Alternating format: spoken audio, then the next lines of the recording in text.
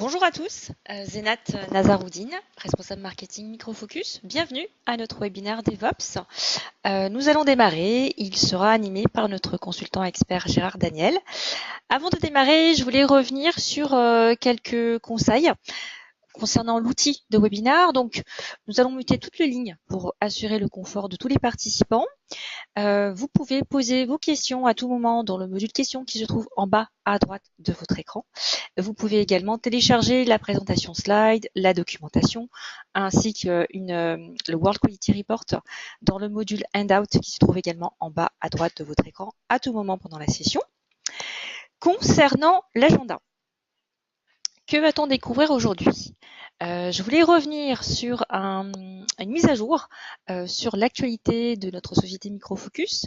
Ensuite, je passerai la main à Gérard Daniel qui vous fera une présentation de la solution DevOps Suite, illustrée à travers un cas d'usage. Et on finira par les bénéfices et à la fin, une session de questions-réponses. Donc, Microfocus, qu'est-ce qui s'est passé depuis l'année dernière? En septembre 2017, on a fusionné l'entité Hewlett-Packard Enterprise, la division logicielle plus précisément, a fusionné avec la société Microfocus. Qu'est-ce que ça donne? Alors moi, je voulais revenir sur l'histoire de ces deux sociétés en matière de rachat, en sachant que Microfocus s'est construit à travers le rachat de sociétés innovantes à forte valeur ajoutée sur le marché, telles que vous retrouvez Borland, Serena ou bien encore Novell ou Suze, des marques que vous connaissez. Côté Hewlett-Packard Enterprise, toute la division logicielle s'est construite également avec l'acquisition de sociétés telles que Peregrine sur la partie IT Service Management et également Mercury sur la partie testing que vous connaissez tous. Donc, ces deux sociétés ont une histoire commune de développement grâce à des rachats de sociétés innovantes pour s'imposer comme un acteur incontournable sur le marché. Et je voulais revenir sur les chiffres clés à retenir là-dessus.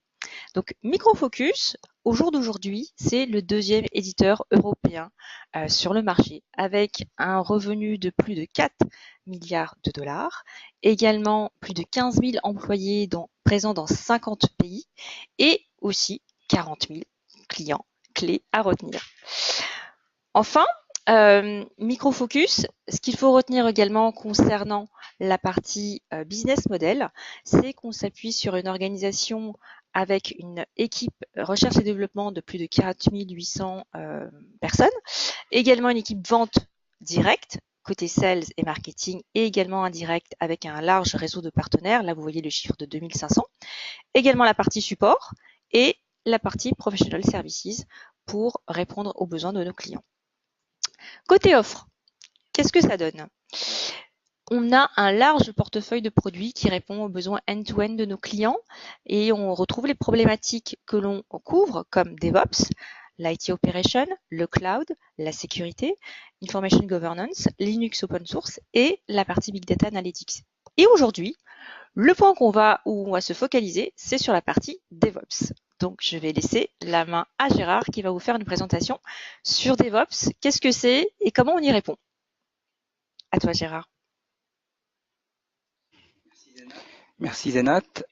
Donc effectivement, l'objet de ce séminaire va être de comprendre à la fois cette nouvelle offre qui s'appelle DevOps Suite et à quel marché elle répond. Et avant de rentrer immédiatement là-dedans, je voudrais juste refaire un petit panorama sur le DevOps et quelle est la vision que peut proposer Microfocus de DevOps. Premièrement, comme le disait Zénat, la business unit à laquelle nous appartenons, Zénat et moi-même, la business unit DevOps, a une mission qui est bien claire et bien précise et on voulait effectivement la remettre sur ce slide en tant que telle. On est là pour aider nos clients dans l'accélération de la mise à disposition d'applications de qualité pour leurs utilisateurs et la gestion de bout en bout de ce cycle de vie, c'est-à-dire à la fois à partir de la toute première idée d'une nouvelle application jusqu'au suivi en production de cette application pour mesurer l'expérience utilisateur qu'elle fournit et qu'elle offre. Donc on est bien sur un ensemble de solutions qui va vous permettre d'avoir cette approche de bout en bout de la gestion du cycle de vie de l'application, tant sur un point de vue méthodologique, avec par exemple peut-être du développement agile, que sur d'un suivi technologique, ou voire même, pourquoi pas, une fourniture de ces solutions dans des approches software as a service. Un bref rappel sur le marché du DevOps. C'est vrai que aujourd'hui, le DevOps est devenu très commun.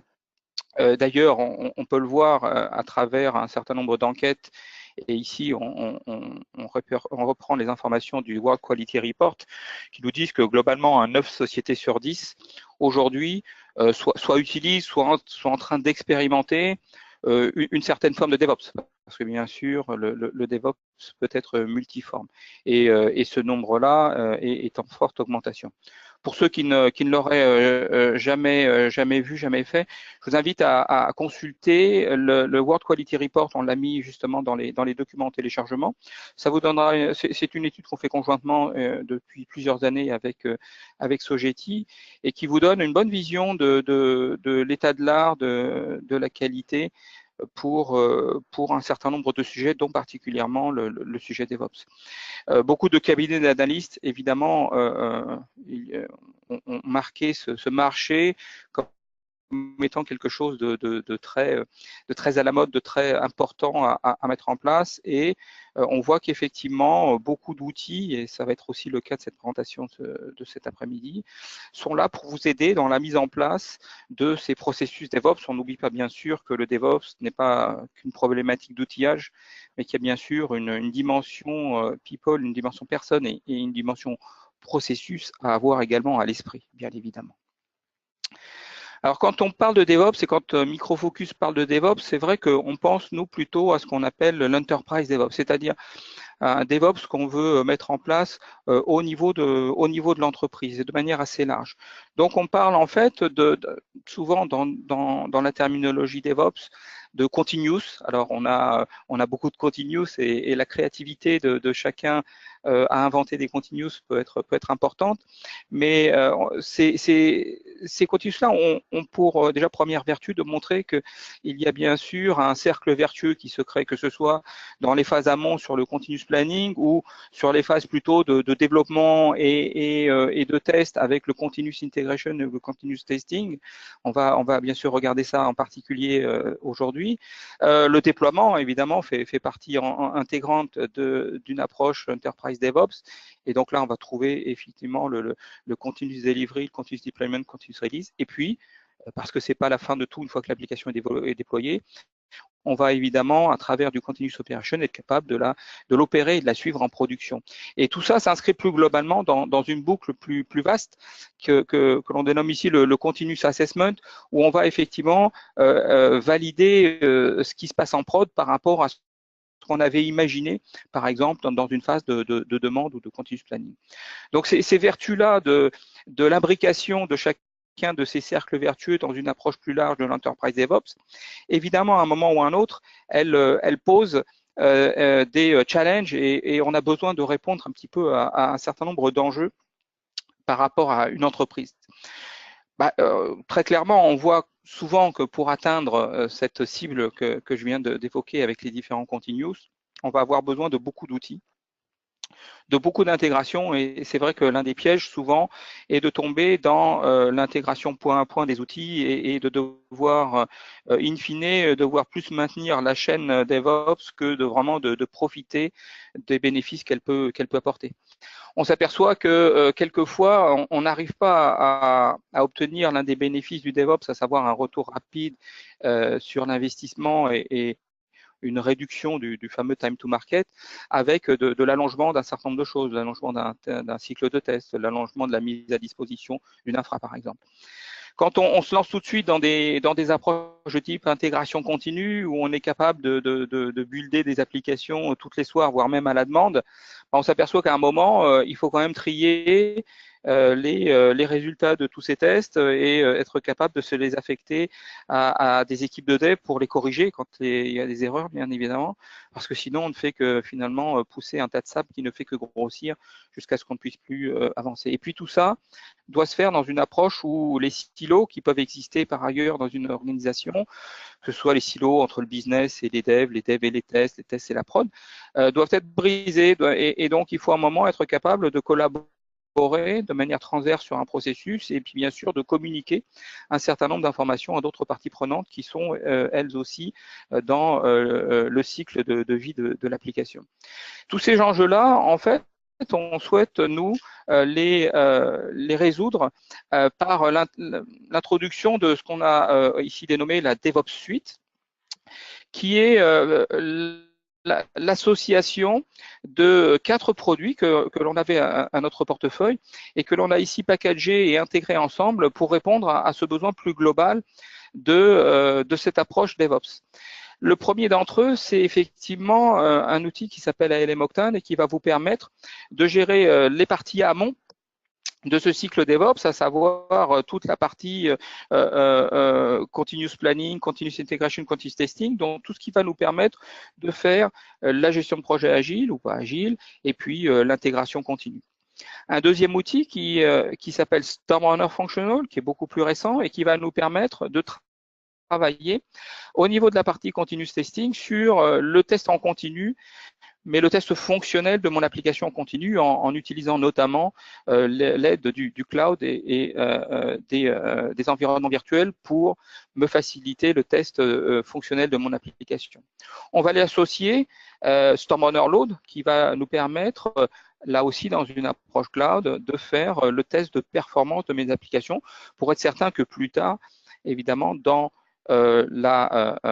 l'expérience utilisateur de mes applications en production, eh bien j'ai évidemment les temps de réponse que j'espère.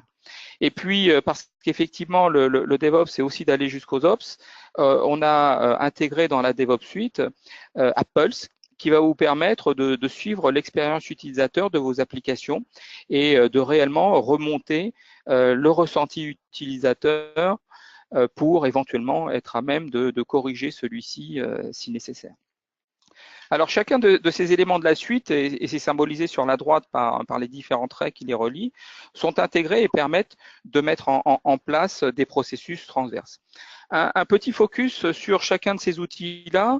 ALM Octane va vous permettre sur les parties amont de travailler dans des approches agiles sur ce qui fait traditionnellement l'apanage de ces projets, c'est-à-dire la gestion d'un backlog produit, les cérémonies agiles qui sont vraiment très traditionnelles, avec par exemple des listes stand-up, les tableaux de bord de type burn down, etc.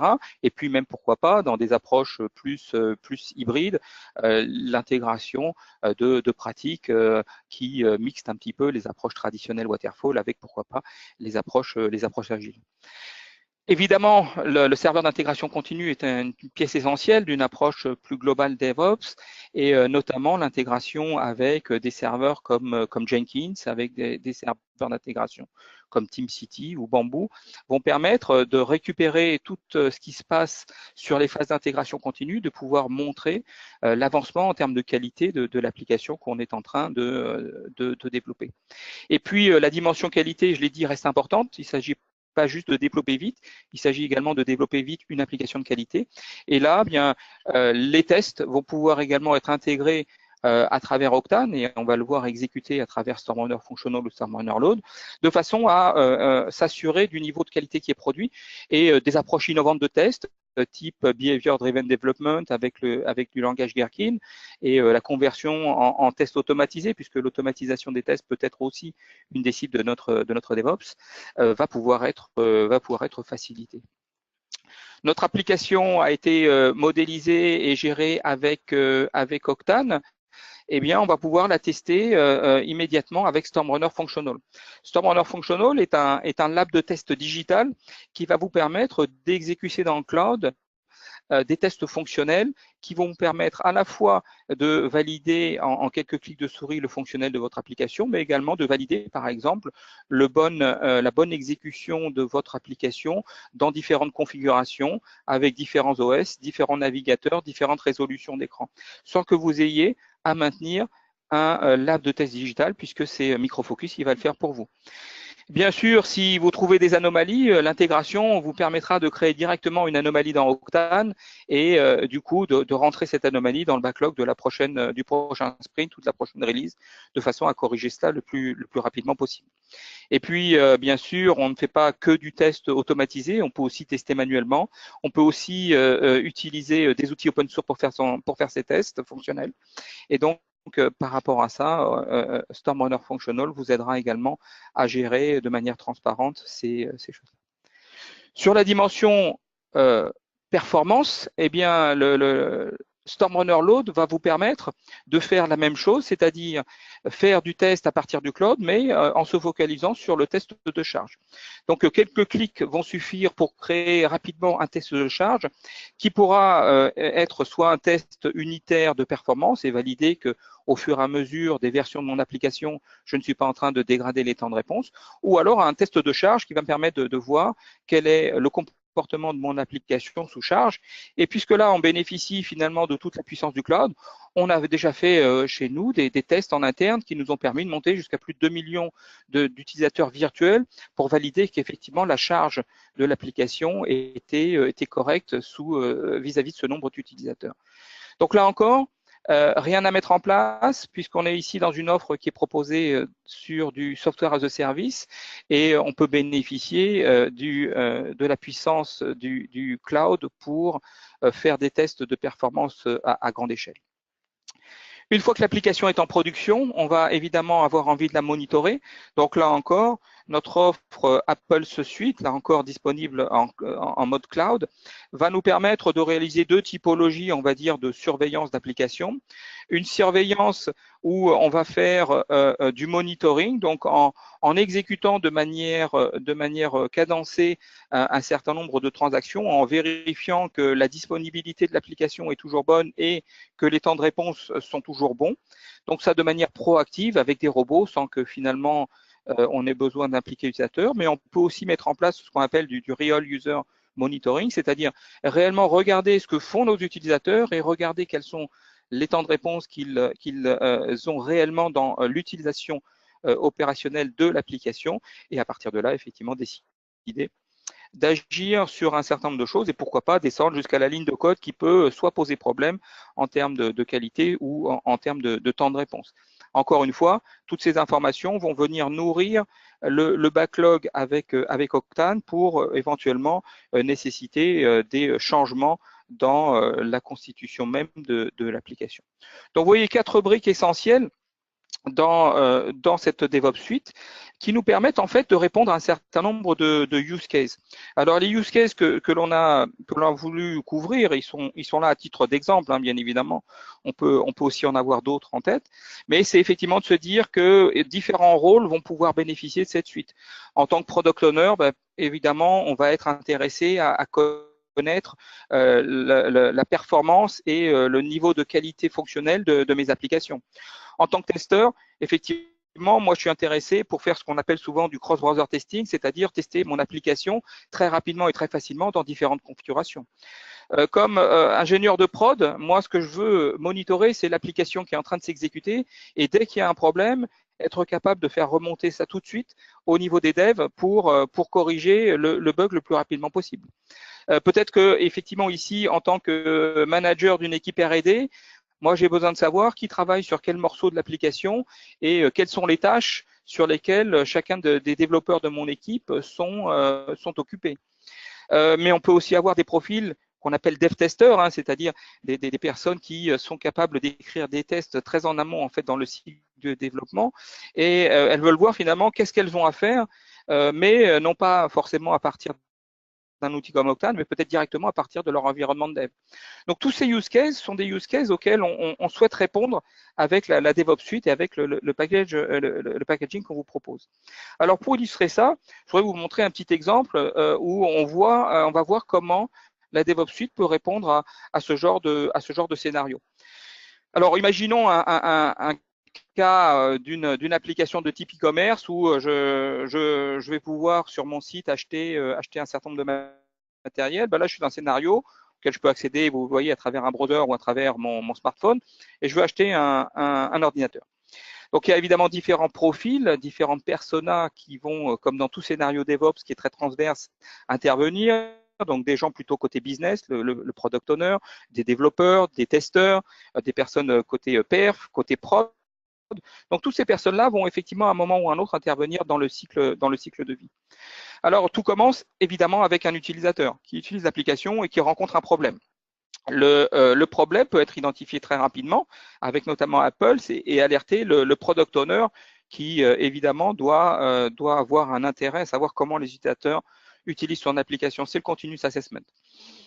Le product owner va justement faire un drill down avec la solution Apple, comme je l'évoquais, pour comprendre d'où vient l'erreur et quand l'erreur est identifiée, va pouvoir directement créer, comme je l'évoquais, une anomalie qui va rentrer dans le backlog de la prochaine version qui est en cours de développement. À partir de là, effectivement, la prochaine version qui est en développement, on va prioriser au niveau du backlog, et on est ici dans Octane, cette anomalie à corriger pour effectivement avoir le plus rapidement possible une solution qui soit opérationnelle et un produit qui fonctionne.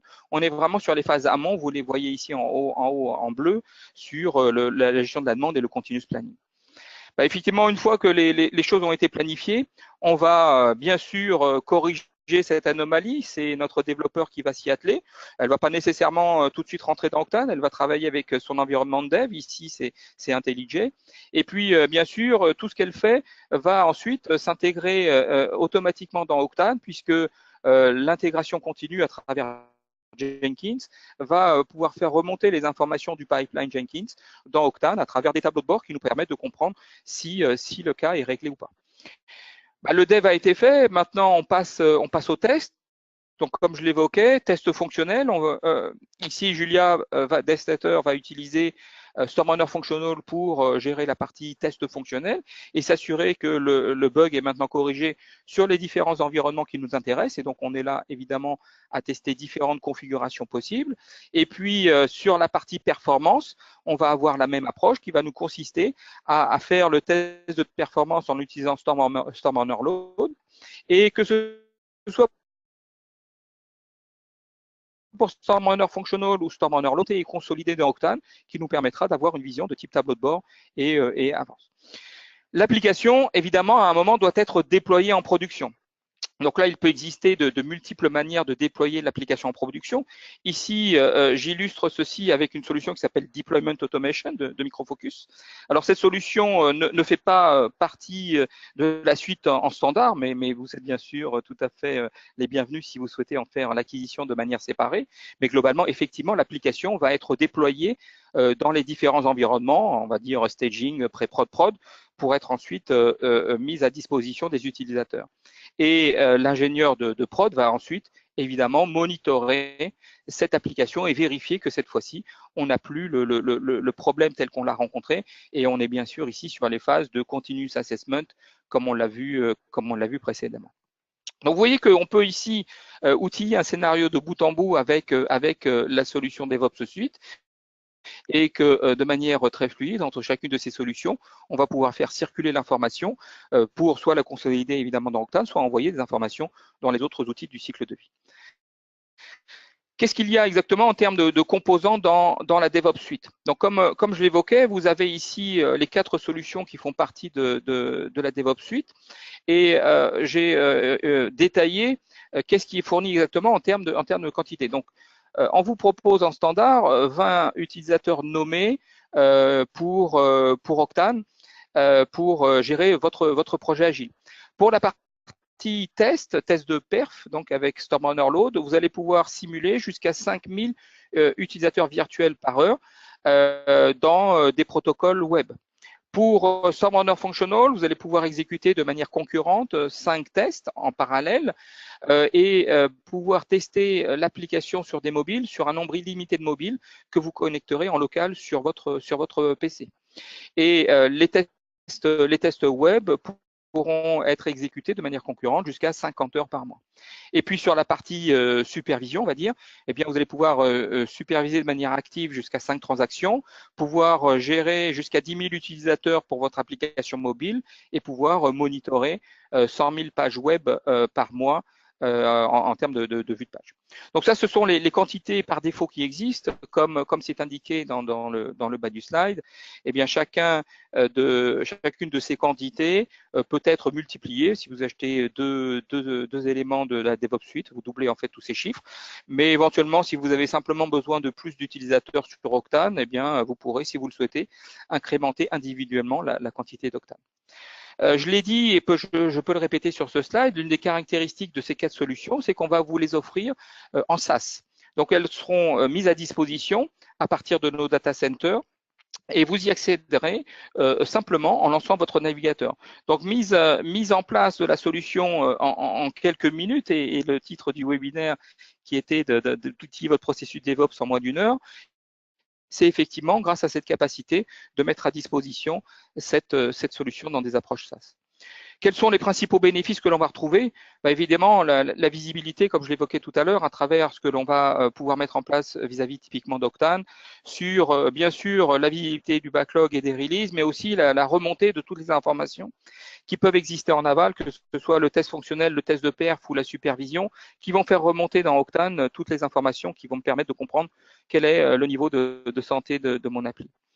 On l'a vu, tout se passe sur le cloud en mode SaaS, donc on va avoir à la fois les bénéfices de la rapidité et surtout du fait que c'est nous qui allons gérer pour vous, que ce soit le Digital Lab ou que ce soit les points d'injection qui vont vous permettre de simuler la charge pour tester vos applis web ou mobile, ou que ce soit les points de présence pour monitorer peut-être votre application à partir de différents endroits de la planète. On n'oublie pas, et c'est le point numéro 5, que évidemment, on a besoin de s'intégrer à un écosystème DevOps. Donc, que vous utilisiez du Jenkins, du Bamboo, que vous travaillez avec des IDE, que vous travaillez en aval avec des outils de déploiement ou de supervision, on a évidemment la capacité de s'intégrer dans cet écosystème et pourquoi pas que ce soit reprendre des choses que vous avez fait aujourd'hui en Selenium, en Appium ou autres pour venir, ou JMeter par exemple, pour reprendre du test de charge, du test de perf, du test fonctionnel qui serait fait dans d'autres approches que pure microfocus. Ça fait évidemment partie des choses que vous allez pouvoir faire avec cette DevOps Suite. Et tout ceci monitoré à travers un seul tableau de bord qui est présent dans LM Octane. Donc voilà ce qu'on souhaitait vous présenter aujourd'hui. Si vous voulez avoir plus d'infos, vous allez pouvoir aller sur notre site dédié à la DevOps Suite, microfocus.com DevOps Suite. Donc Zénat, je crois qu'il y a quelques questions dans la chatroom. On a peut-être le temps d'en prendre une ou deux. Alors, une première question, DevOps Suite, combien ça coûte?